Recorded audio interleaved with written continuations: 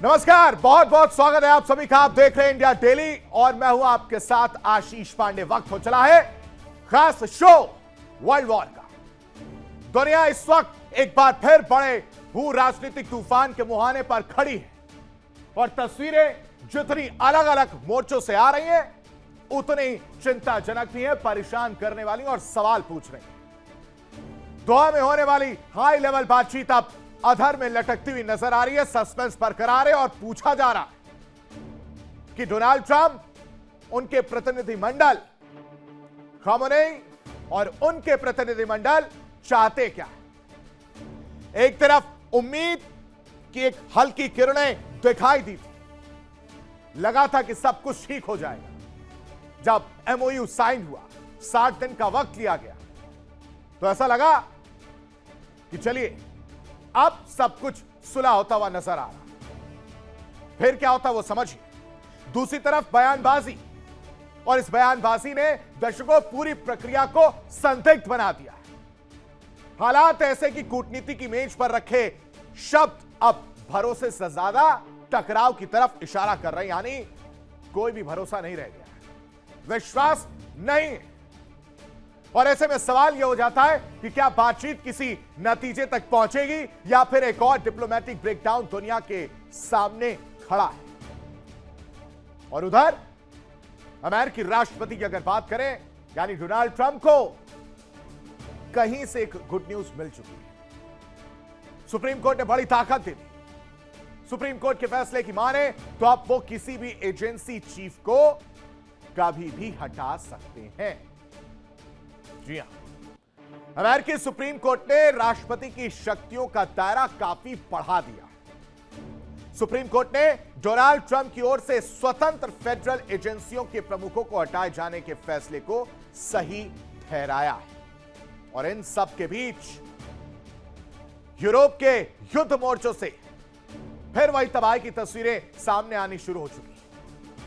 और इस बार वार पलटवार वाली तस्वीर देखने को मिल रही है। रूस और यूक्रेन के बीच 4 साल से यह संघर्ष चला आ रहा है और 4 साल से चला आ रहा यह संघर्ष रुकने का नाम नहीं ले रहा। कभी रूस यूक्रेन पर हमला करता है, भारी तबाही देखने को मिलती है, तो कभी यूक्रेन हमले कर रूस को घुटनों पर लाने का प्रयास करता है। पुतिन की चिंता बढ़ा और पुतिन कहते हैं कि यहां नुकसान बहुत हुआ। यह संघर्ष और इस संघर्ष ने एक बार फिर से हालात को एकदम भयावह बना दिया। दर्शकों, मिसाइलें, ड्रोन और लगातार हमलों के बीच जमीन पर हालात और ज्यादा विस्फोटक होते जा रहे हैं। और इसका सीधा असर, यकीन मानिए, सिर्फ युद्ध क्षेत्र तक सीमित नहीं है, बल्कि वैश्विक सुरक्षा समीकरणों तक इसे फील किया जा रहा है, महसूस किया जा रहा है। दूसरी तरफ एशिया में चीन का नया कदम भी दुनिया को सोचने पर मजबूर कर रहा है। नेक्स्ट जनरेशन, यानी अगली पीढ़ी की रणनीतिक ताकत को लेकर चीन, यानी ड्रैगन, जिस तरह से अपने नए सैन्य और तकनीकी दांव चल रहा है, उसने वैश्विक शक्ति संतुलन पर नया सवाल खड़ा कर दिया। और यह सिर्फ एक तकनीकी प्रदर्शन नहीं है, बल्कि आने वाले समय की सैन्य प्रतिस्पर्धा का स्पष्ट संकेत माना जा रहा है। 4 मोर्चे, 4 बड़े संकट और सवाल सिर्फ एक। क्या दुनिया अब नए वैश्विक तनाव के दौर में प्रवेश कर चुकी है? आज की सबसे बड़ी खबरों में हम इन्हीं 4 बड़े घटनाक्रमों की परत दर परत पड़ताल करेंगे और समझेंगे कि दोहा से लेकर युद्ध के मैदान और वॉशिंगटन से बीजिंग तक आखिर दुनिया किस दिशा में बढ़ रही है। और अब वर्ल्ड वॉर की शुरुआत करेंगे, बात करेंगे आज की 4 बड़ी खबरों की, जिस पर हम चर्चा करते हुए नजर आएंगे, विश्लेषण करेंगे और आपको बताएंगे कि कैसे अब वर्ल्ड वॉर की स्थिति बदल रही है और कैसे अमेरिका हर बार यह कोशिश कर रहा है कि बातचीत के जरिए समाधान किया जा सके, बातचीत के जरिए रास्ता निकाला जा सके। तो सबसे पहले वो खबर जिस पर विश्लेषण करेंगे वो आपके सामने रख देते हैं। दोहा वार्ता अधर में लटकी हुई नजर आ रही है। इस वक्त सबकी निगाहें, चाहे कोई भी देश हो, सबकी निगाहें कतर पर और तैयारी इस बात की है कि आखिर यहां पर होना क्या है। क्या एक बार फिर से ड्रामा देखने को मिलेगा? क्योंकि बातचीत की मेज सज चुकी है, तैयारी अमेरिका की तरफ से और प्रतिनिधिमंडल जो है वो पहुंच चुका है। कहा जा रहा है कि ईरान का प्रतिनिधिमंडल भी पहुंच चुका है, लेकिन बातचीत होगी तब तो। अमेरिका की तरफ से डोनाल्ड ट्रंप क्या कह रहे हैं वो समझिए। डोनाल्ड ट्रंप कह रहे कि ईरान गिड़गिड़ा रहा था, वो कह रहा था कि बातचीत की जाए और इसलिए हम बातचीत के लिए राजी हुए। लेकिन दूसरी तरफ ईरान ने एक बार फिर से अमेरिका को आईना दिखाया। ईरान कह रहा है कि हमारी तरफ से ऐसा कुछ भी नहीं था, हमने ऐसा कहा ही नहीं। और तो और ईरान ने करारा तमाचा कैसे मारा वो समझिए। ईरान ने कहा है कि हम जाएंगे जरूर, लेकिन ना हम उनके साथ बैठेंगे, ना ही कोई बातचीत होगी। और इस वजह से सवाल उठ रहा है कि ये जो बातचीत वाली पिक्चर देखने को मिल रही है उस पर संशय बरकरार है। क्या दोनों ही डेलीगेशन बातचीत करेंगे या नहीं करेंगे? क्योंकि खबर यह भी सामने आ रही है दर्शकों कि बैक चैनल बातचीत हो भी रही है। अब ऐसे में इसकी सच्चाई क्या है यह आपके सामने रखूंगा, लेकिन दूसरी बड़ी खबर जिस पर चर्चा करते हुए हम नजर आएंगे वो आपको बता देते हैं। दूसरी बड़ी खबर है हॉर्मूज पर तकरार लगातार जारी है। स्ट्रेट ऑफ हॉर्मूज को लेकर अपने अपने दावे, अपने अपनी कस्में, अपने अपने वादे और अपने अपने पैतरे हैं। पैतरे से मतलब है टैरिफ वाला प्लान, पैतरे से मतलब है सर्विस के बदले पैसे लेने वाला प्लान। और इसके लिए रुख किसका किया गया वो समझिए, ओमान का। ओमान कह रहा है कि नहीं, हम इसके पक्ष में ही नहीं है, हम साथ में नहीं है। अब शायद ओमान को अमेरिका का डर है, या ओमान बैकहैंड कुछ और तैयारी कर रहा है, या उसके दिमाग में कुछ और चल रहा है। लेकिन तस्वीर अभी फिलहाल जो सामने आ रही है वो यही है कि ओमान रेडी नहीं है इन सब चीजों के लिए।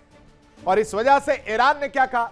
ईरान कह रहा है कि वो तैयार है, अगर ओमान हमारे साथ नहीं आता है तो भी हम रेडी हैं कि हम टैक्स देंगे ही लेंगे। और ये पूरी कहानी आकर टिक जाती है स्ट्रेट ऑफ हॉर्मूज पर, जिसको लेकर तकरार अभी भी देखने को मिल रही है। इसकी इनसाइड स्टोरी अगले 1 घंटे आपके सामने रखूंगा, लेकिन तीसरी बड़ी खबर जिस पर चर्चा कर रहे हैं वो आपको बता देते हैं। वर्ल्ड वॉर में तीसरी बड़ी खबर है, रूस ने यूक्रेन में एक बार फिर से तबाही मचाई है। 4 साल से यह युद्ध चला आ रहा है।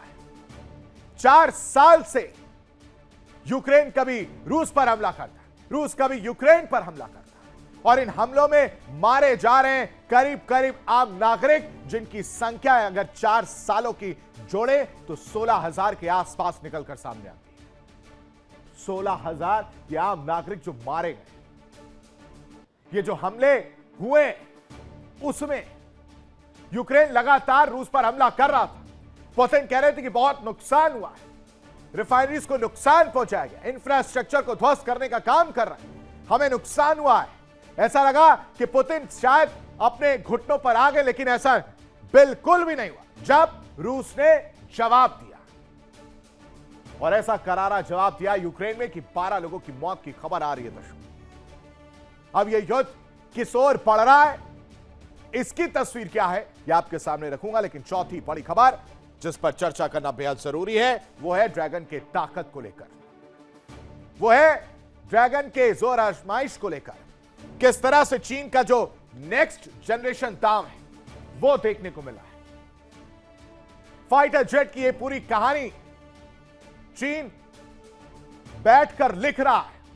तकनीक के मामले में वो आगे जाता हुआ नजर आ रहा है, सैनिकों के मामले में वो आगे जाता हुआ नजर आ रहा है और आंख दिखा रहा है अमेरिका को। हम अब तक किम जोंग उन की कहानी लेकर आते थे, हम अब तक किम जोंग के परीक्षण दिखाते थे, लेकिन ये जो तस्वीर आप देख रहे हैं फाइटर जेट की, नेक्स्ट जनरेशन फाइटर जेट है, जो ये नया दाम है ड्रैगन का। आखिर इसकी कहानी क्या है और इसकी क्या खासियत है, इसको लेकर हम आपको जानकारी देंगे। लेकिन इस वक्त की 4 जो बड़ी खबरें हैं वो आपके सामने रख देते हैं। हॉर्मूज पर ईरान का जो बड़ा बयान सामने आया है वो समझिए। हॉर्मूज के प्रबंधन पर ओमान से बातचीत जारी है, जरूरत पड़ी तो खुद प्रबंधन करेंगे। होर्मुज के भविष्य पर चर्चा लगातार जारी है, यानी टैक्स वाली बात को लेकर ईरान लगातार ओमान पर प्रेशर क्रिएट कर रहा है, साथ में लाने की बात कर रहा है सुरक्षा के नाम पर, लेकिन ओमान ने अभी पिक्चर क्लियर नहीं की है। ओमान साफ तौर से कह रहा है कि हमारी इन्वॉल्वमेंट अभी नहीं होगी। वहीं ईरान के बयान के बाद अमेरिका की भी धमकी देखने को मिली है। ईरान टैक्स वसूलेगा तो कार्रवाई होगी, यूएस की तरफ से यह बयान आया है। ईरान पर सैन्य कार्रवाई करेंगे, पहले से ज्यादा और जोरदार हमला होगा, इसके लिए ईरान तैयार रहे। और जंग के बीच ईरान को बड़ी राहत देने वाली खबर भी सामने आई है। ईरान पर कतर पूरी तरह से मेहरबान नजर आ रहा है, क्योंकि 6 अरब डॉलर की आर्थिक मदद की तैयारी जो है वो देखने को मिली है। यानी तनाव के बीच तेहरान की तिजोरी और मजबूत होती हुई नजर आएगी। लेकिन इजराइल ने जो कहा है वो समझिए।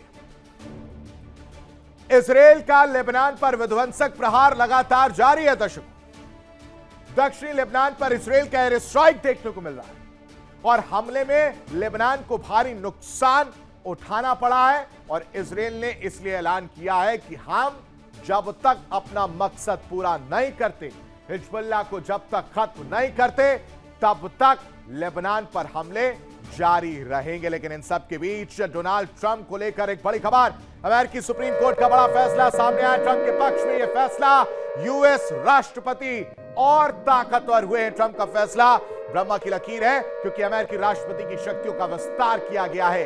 एफटीसी सदस्यों को हटाने का अधिकार अब ट्रंप के पास पहुंच चुका है, यह अधिकार उनको मिल चुका है। यह बड़ी खबर, बड़ी जानकारी आपके साथ साझा कर रहा है। लेकिन जो समझना है वो है दोहा की कहानी।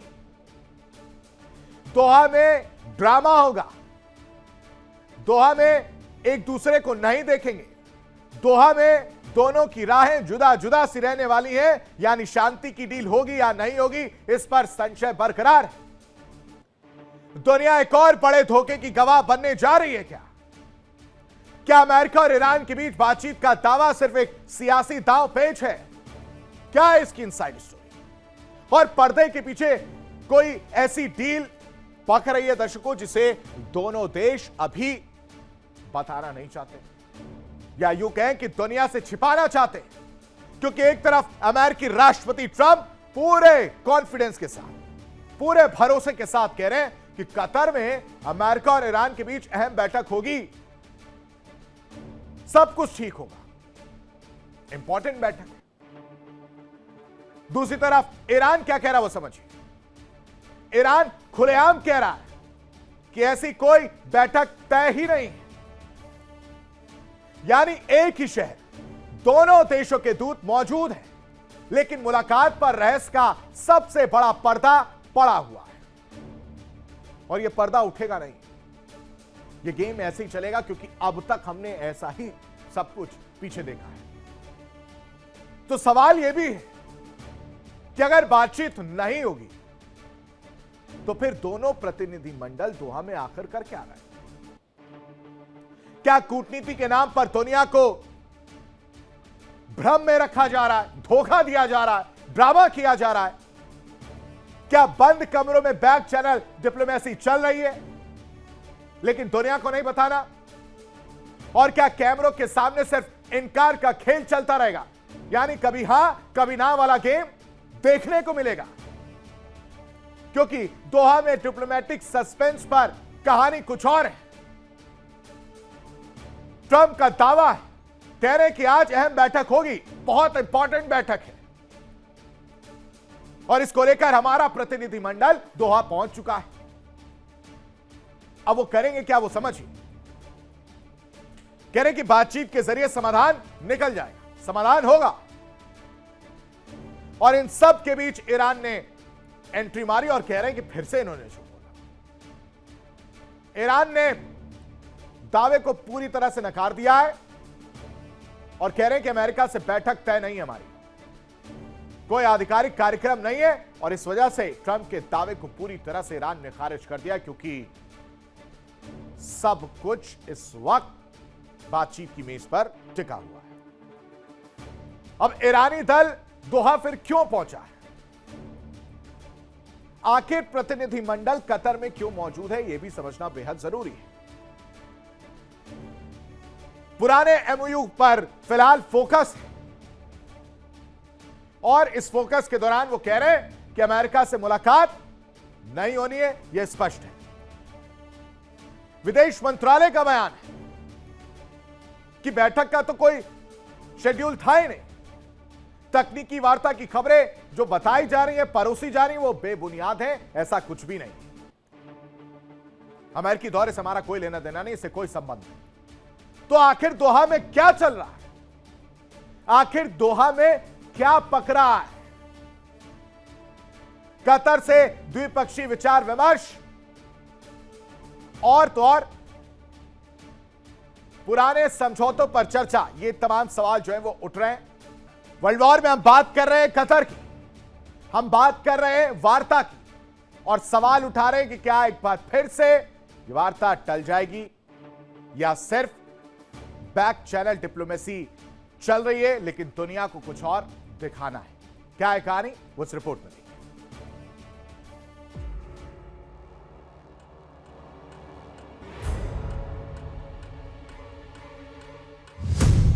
कतर में मौजूद अमेरिका ईरान के दूत।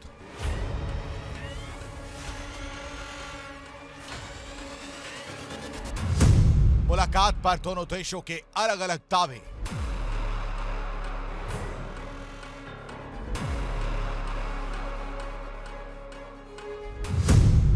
बातचीत होगी या नहीं, सस्पेंस बरकरार।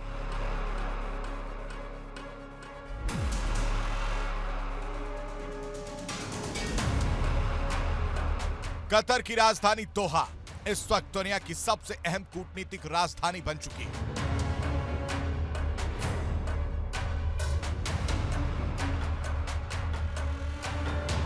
यहीं अमेरिका और ईरान के प्रतिनिधिमंडल मौजूद हैं, लेकिन हैरानी की बात यह है कि दोनों देशों के बयान एक दूसरे से बिल्कुल उलट हैं।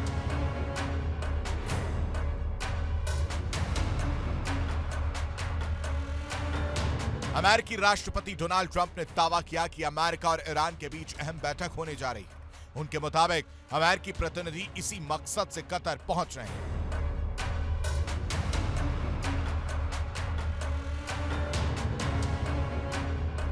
लेकिन ट्रंप के इस दावे को ईरान ने पूरी तरह खारिज कर दिया। ईरानी विदेश मंत्रालय के प्रवक्ता इस्माइल बागई ने साफ कहा कि अमेरिका के साथ किसी भी तरह की बैठक तय नहीं है।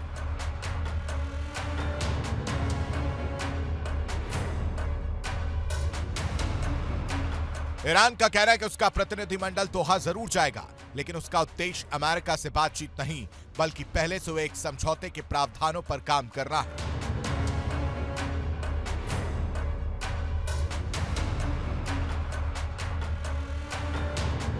दोहा स्थिति ईरानी दूतावास ने साफ कहा कि उन्हें अमेरिका के साथ किसी बैठक की कोई आधिकारिक जानकारी नहीं है। ईरान के उप विदेश मंत्री काज़ेम गरीबाबादी ने भी मीडिया में चल रही तकनीकी वार्ता की खबरों को बेबुनियाद बताया।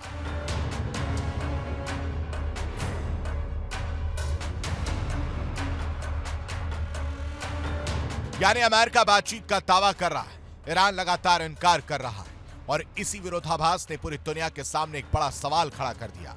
क्या पर्दे के पीछे कोई बैक चैनल बातचीत चल रही है, या फिर यह सिर्फ मनोवैज्ञानिक दबाव बनाने की रणनीति है?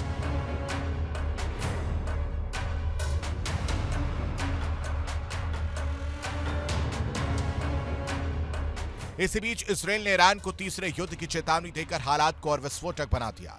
यानी दोहा में बातचीत पर सस्पेंस और पूरे पश्चिम एशिया पर युद्ध का साया।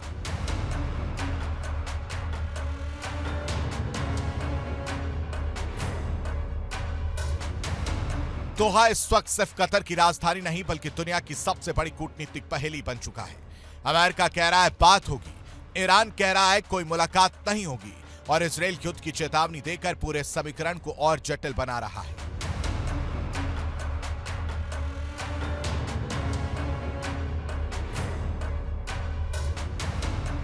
अब पूरी दुनिया की नजर इस बात पर है कि दोहा से शांति की खबर निकलेगी या फिर एक नए संघर्ष की उल्टी गिनती शुरू होगी। सबसे बड़ा सवाल, क्या दोहा में शांति की इबारत लिखी जाएगी या फिर यहीं से मिडिल ईस्ट में एक नए टकराव की पटकथा तैयार होगी? Bureau report, India daily 24/7।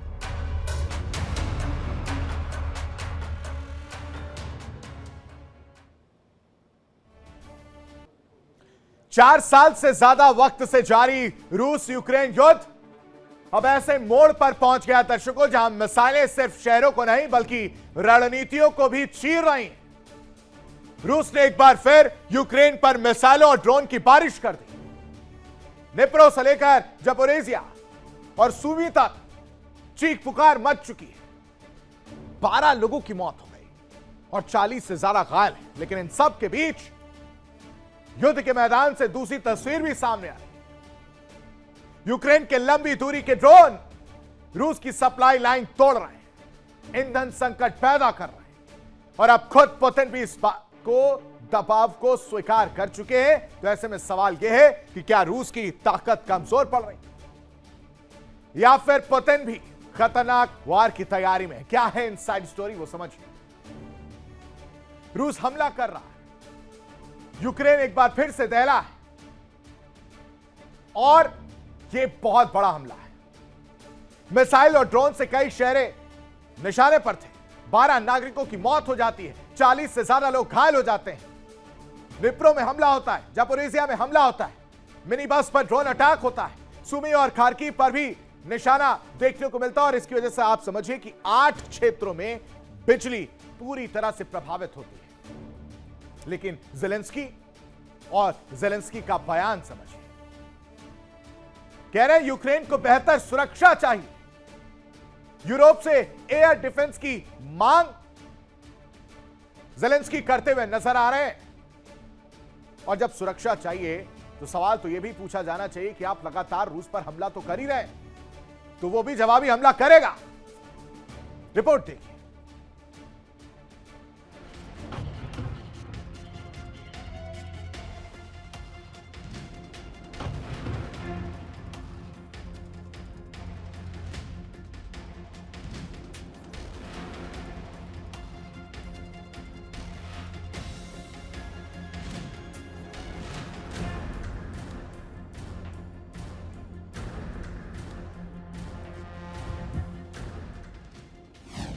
रूस का मिसाइल मॉन्स्टर अटैक, यूक्रेन लहूलुहान, 12 मौत, 40 घायल। पुतिन की जंग पड़ रही भारी।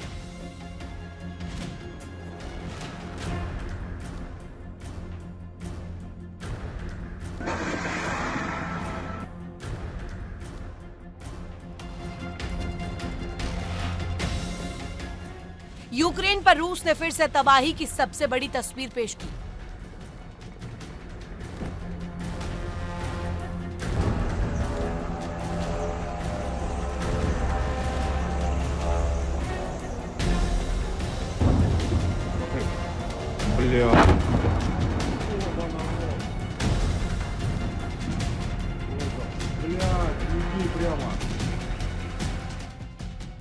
सोमवार को रूसी मिसाइलों और ड्रोन ने कई शहरों को निशाना बनाया। निप्रो में मिसाइल हमले से 6 लोगों की मौत हो गई, 29 लोग घायल हो गए।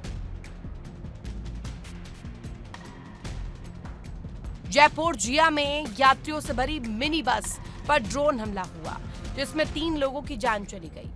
सुमी, खार्किव और कई अन्य इलाकों में भी रूसी हमलों ने आम नागरिकों को निशाना बनाया।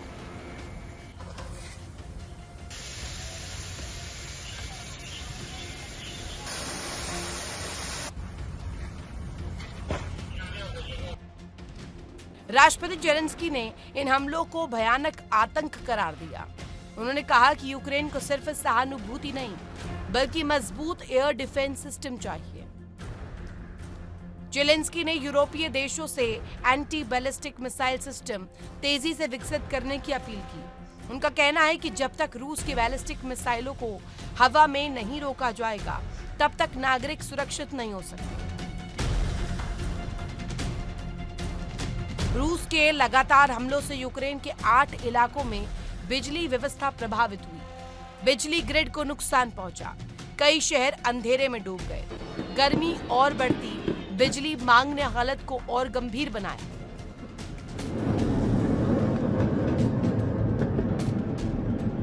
रूस साफ कर चुका है कि उसका निशाना सिर्फ सैन्य ठिकाने नहीं बल्कि यूक्रेन का बुनियादी ढांचा भी है।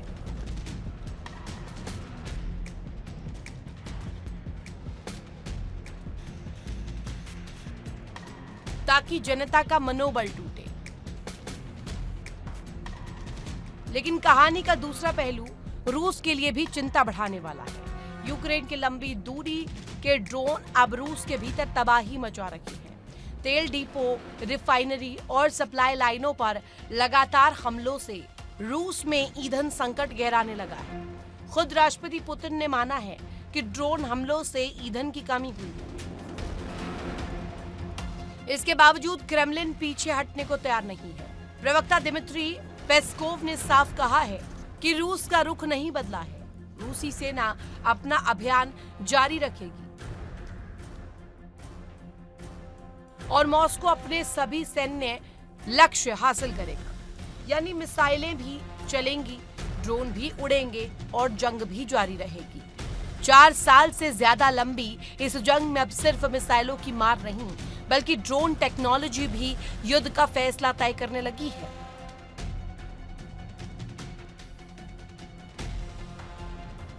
रूस अब भी बड़े हमलों से यूक्रेन को झुकाने की कोशिश कर रहा है, जबकि यूक्रेन रूस की सप्लाई और तेल ढांचे पर चोट करके उसकी ताकत कमजोर करने में जुटा है। युद्ध का मैदान बदल चुका है, हथियार बदल चुके हैं। लेकिन एक चीज अब भी नहीं बदली, दोनों देशों का पीछे हटने से इनकार। और यही जिद इस युद्ध को हर गुजरते दिन के साथ और ज्यादा खतरनाक बनाती जा रही है।